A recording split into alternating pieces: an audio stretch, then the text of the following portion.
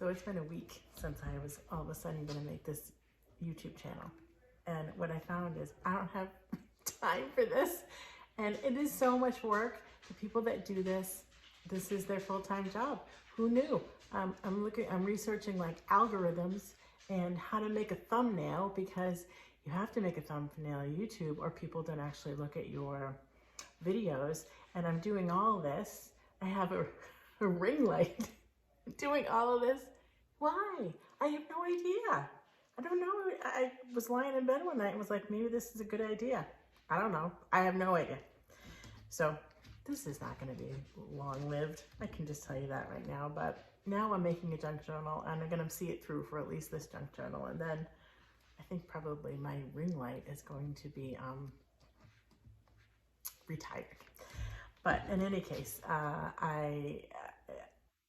truly, I have a very big appreciation for YouTubers and content creators, because this is truly a full-time job that I don't have time for. I don't have a full-time amount of effort to be given to this and still be employed, because whoever's watching this from my current job is, you know, gonna wonder, where are you fitting in a full-time job with a kid?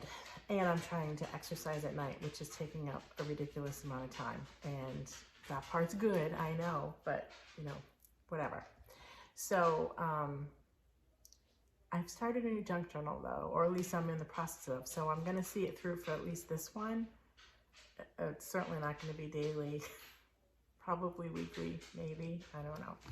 And I gotta just not worry about this whole editing thing, because I don't have time for that for sure. So it is what it is. You get me the way you get me. And I'm sore because my friend and I are doing this this gym class, and it's awful. My arms, it's hard to like lift my arms. It's been a month, 3 times a week, and I think he's trying to kill us, and I can't even. And it's not like Planet Fitness. It's like in a warehouse with like wrestling equipment, and it's like hardcore. So I can't lift my arms very good. That's the moral of that story. But anyway, getting back to the YouTube channel reason that we're here. I wanted to, this is going to be the first video for the next junk journal. So I'm starting from scratch. So the first thing I wanted to talk about is how do you start the journal? And the very first thing to do after you've start thinking about like the design and the you know, what theme you want to do, and sort of kind of like done a little bit of research on what you want, perhaps want the flow of the book to do. Then you have to decide what you're going to make the pages, the foundation of the book. Forget about like the decorating, but like what are you actually going to use for pages? And it kind of goes hand in hand with that paper tutorial that I did last week on my first week. That was a busy week off. I had that week off, in case anyone was wondering why I could actually do four videos in the same week. So what I wanted to do today is kind of thinking about the paper tutorial that I did and kind of describing all the different papers.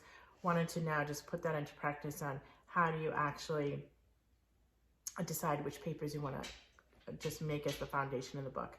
And I did just want to just explain when you're talking about a book, just get one. A book is made up of signatures, and so, and a signature is, I don't know if you can see this. This has 3 signatures. So you can see there's like, this is 1 signature, this is 2 signatures, this is 3 signatures. A signature is where a group of pages, is actually sewn to the binding, this binding. It holds the book together. So I almost always so far have done 3 signatures, and each signature usually is about, for me, there's no like hard and fast rule, but this is what I've done. 8 or so pages that are then of course folded in half, and so it's 8 times 4. which I can't do on the fly. But anyway, that makes up a signature in what I have done so far. But what I've learned now, because I've described to you guys how my journals have got crazy in terms of thickness, that somebody mentioned that if you make more signatures with less pages, that helps kind of contain the size a little bit. So I'm going to try that this time. I'm going to make, I think, 5 signatures with maybe like 4 pages each. That was a long-winded way of talking about the pages, but that's like the premise of the book. And then when you're thinking about the paper that's going to make up the pages, when I talked last week, I showed, you know, standard, what I'd call standard pages, which are like coffee dyed or regular, like a laser paper or a copier paper. And then there's imaged paper, which is, I usually do layered, which I will show you when I put the camera down. And then there's the specialty paper, which was the vellums and the like book pages and sort of, you know, that in that realm. So I have found, again, what I seem to think works is a mixture of all. So I like that it gives the book sort of interest and variety, and it allows you to have different kinds of like paper feels in there. And you all know I like the feel of the paper. And just sort of is a good foundation to start to decorate. So today, I just wanted to show how I'm choosing the papers for this first book. This first book is going to be a botanical book, and it's actually being made for someone. So now I have to exclude her from my Facebook post about this and hope that she doesn't see the YouTube channel, because it's supposed to be a surprise. But whatever, I can't like start 2 at once. So this is what I'm doing. These are the decisions that I've made. So I will put the camera down and just start to show you how I layer them, and then that'll probably be it for today. And then I'll move on to the next step sometime this week. I don't have really a ton of time this weekend to dedicate to this because all of a sudden now I'm a worker-outer, and I have to fit in because I get scolded by my trainer, like some sort of training and stuff outside of the days that I go to the gym. So I'm in hell. I don't, you know, this is like, and he's gonna text me if I don't do it to see why I'm not doing it. And I have to keep track of my water, which is also a problem for me. I got a lot going on. So anyway, I'm gonna put the camera down, and then we can take a look at the pages together. So I made piles of the different kinds of paper that I'll be using. I have such an issue, like still getting everything in frame. It's like, it's an art I have not picked up yet. Maybe I will by the end of the YouTube channel. But so these are the piles of paper that I'm considering and / have finally agreed that these are going to make up my botanical book. So these are the specialty papers that we looked at last time. This is the coffee dyed copier paper that we talked about last time, and these are the laser pages full color printables that I referenced last time. So when you look on Etsy and you see there's a ton of just, you know, even if you take just this theme as an example, there's 687 botanical junk journal kits that you can buy. What I find is I don't like to make a journal with all one kit. It's in the beginning, it's I think really helpful because you're just kind of like learning the lay of the land, and it gives you sort of a roadmap of exactly what to do. Or not exactly, but it gives you a good foundation in which to just get your feet wet. I like more interest than that, and I like to have more control over the book than that.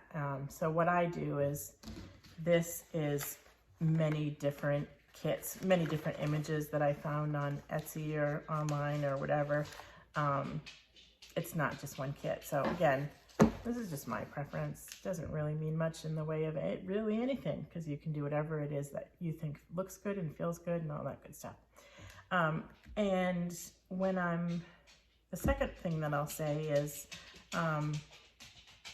I like to figure out, you know, what order in which I want to make the pages. So I don't want, I like, again, because of the interest, in the spirit of actually just having interest and variety in the book, I like to alternate the different kinds of pages that I have in each signature. So for today, I'm going to just show you 3 signatures, but in actuality, when I get off camera, I'm going to actually make 5, but it's going to be difficult for me to shoot 5, so we're going to stick with 3, and then magically, when you see me with the book made, it will have 5 signatures. So anyway, the very first signature, you want to pick an image or a piece of paper that's going to be a good first page when people open the book. So for me, I kind of like to have one of the printed images as, these are all I'm going to show you later, as the first page. So kind of go through and pick an image that you think is really cool. And I kind of like this, the bird's nest and the flowers and the pretty background writing and such. So I think I'll have that as my first page. And it has a cool background too for more birds and whatnot. So then, considering that I'm going to use an image for the first page, what I do usually is then put a few copy pages in, copier papers in. So now I have one image, multiple copy pages, and then I would start to layer in the specialty papers. So let's see, what's a pretty, so I use this a lot. I'm disorganized. This is just graph paper. I do like just the feel of that and the look of it. So let me put one of those pieces in. I also, as I said last time, really like vellum, and I'll put one of those pieces in. You have to be careful because with things like this, you're not able to do much with it. It's just really decorative on its own. You certainly can't write on it. You can't really attach a ton or really anything to it. So it's like a throwaway piece of paper that's only decorative. So you wouldn't want to put too many of those in. So now I have, let's see, 1, 2, 3, 4, 5 pages. And I said before, we're really trying to get to like the 8 pages for the first signature. So what I would probably do next is add more copy guide. So that's 6, 7, and then maybe finish it with one more image. So let's just finish it with, oh good Lord, with this. So that's 8 pages, folded, it's one signature. So let's put that aside. And then same thing for the second signature. So if I look at this again, this is the front of the book. This is the first signature that we just made. So the second signature would be the middle of the book. So again, not that you have to do exactly the same playbook that I just did, but I am going to start with an image for the first page. Maybe this time I'll start with a specialty paper and for page 2, move on to some copy dyed paper for page 3, and maybe go back to a specialty paper. I really like using maps as pages, and I try, it's not always possible in this, yeah, it's not always possible, but I try to use a map that is within the theme of the book. So this is actually a map of the Cape. It's for a person that lives in Massachusetts, so the Cape, you know, is within their proximity. And for specialty paper, anything that adds interest, I keep on. So like as an example, all this frayed edging for when I tore this page out of the atlas, I keep that on because I like it, but that's preference. This page is also bigger than the normal 8.5 by 11 page. So I didn't cut it down, I just folded it over. Again, it adds interest. You can tuck something into it. That's just preference. So now let's see, I have made 1, 2, 3, 4, 5. Maybe I'll add another copy paper. And this is a book page. I really like adding book pages. Again, similar to the map. Usually I add a page that's indicative of the theme of the book. This is not, which is, this goes against everything I just said. But normally maybe I would cut it out of like a botanical book, of which I do not own and I'm not buying, because this is the dilemma that I get into. I buy all these specialty things and it gets out of hand. So let's see, what am I up to? 2, 3, 4, 5, 6. And then maybe last, I'll do this page of 7 and add a piece of tea-dyed vellum in the middle of the book. No, actually, I don't want that to be in the middle. Kind of like this. This is just to show you like how many different varieties that really kind of, this is where like the name junk in junk journal really comes into play, because you're taking really anything and you're making it into a book page. This is a McCall's sewing, what am I trying to say? Pattern paper, the instructions that come with a pattern. And I'm including that because I think it's cool for no other reason except I think it's cool. And that one, I was gonna fold it. How am I folding it? Oh my gosh. I'm gonna have to edit this out. Oh, this is how I'm folding it. Okay. Again, it's bigger than 8.5 by 11, but I want it, oh my goodness, but I want the interest of it. So I'm gonna keep it its normal length, but just fold over the part that goes over the 8.5 by 11. And then I think I'll call it a day for this signature. So now we have 1 signature, 2 signatures, and now we're on the 3rd. I'm missing some coffee dyed paper. So this is gonna be a weird signature, but I think I'm gonna have to add a couple pieces of coffee dyed paper. Let me see, where do I have them? I have them somewhere.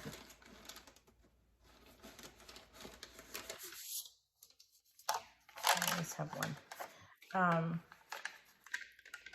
This is, I think I'll start this one. This is the 3rd signature with the coffee dyed paper.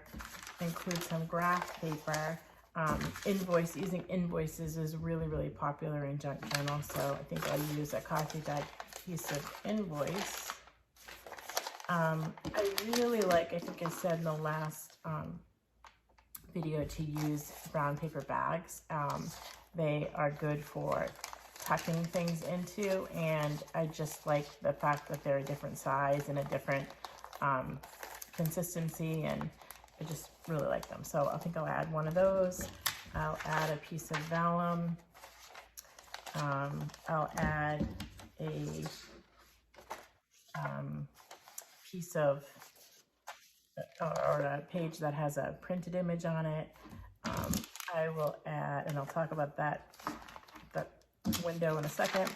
I will add a piece of coffee dyed lined paper, which I really actually never say this, but I kind of don't like this. I might take this out. This is even too grungy for me, and I almost never say that, but I don't like how this one, I think this was the bottom of the pan and it stained funny. And then I often add a piece of wrapping paper, or anything that's just a different consistency again. So I think I'll add that to the middle. And then the only other thing, so now that's the third signature. So I will go on to make 5, make these a little bit smaller, but that's like the premise of how you make a signature. The only other thing I wanted to mention is, well, a couple of things. One, I like to, you can see all of these edges they're trimmed so that they're rounded. That's just preference, and let me see. I just seem to, I think that looks more finished. Oh, I look organized, but yet I can't ever find what I'm looking for. That's a really easy thing to do. It's just a punch, and you take, this is a punch, you just take it, put it over the page edge, punch, and it rounds the corner for you. So it's nothing fancy. So I do that almost every journal. I think every journal. I do have a debate with myself every time I do it, because normally as I've said a zillion times, I'm doing it that's in a vintage style that's supposed to look authentic, and I don't know in real life if you'd have rounded edges if it was really authentic, but what can I say? I don't know. I do what I feel comfortable with, and so I do round them.